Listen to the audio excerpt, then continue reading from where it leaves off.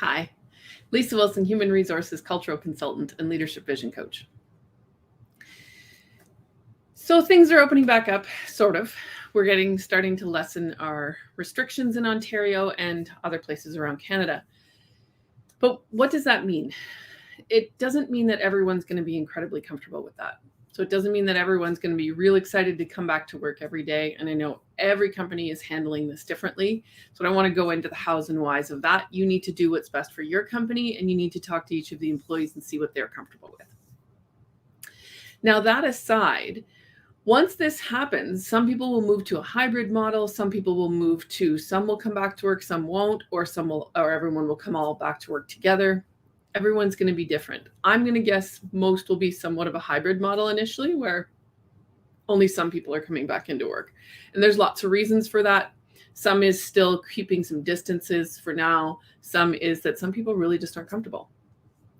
So when that happens, though, we need to remember that anyone who's still working remotely needs to be included in the day-to-day.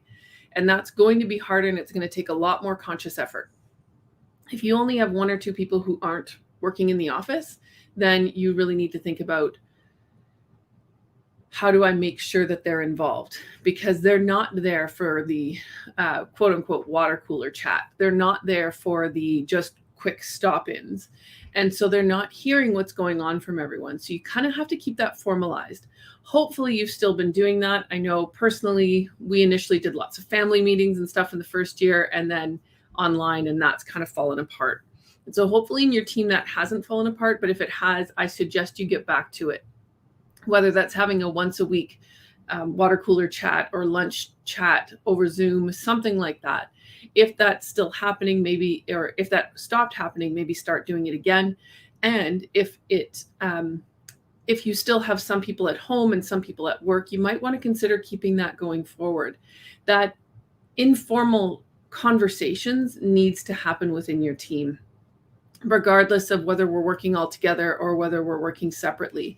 And so find a way to formalize that. I have a bark. Sorry.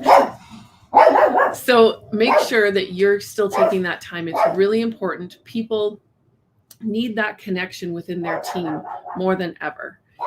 It's been really hard over the last few months. Now we have a very odd political environment, and that's making things harder and harder.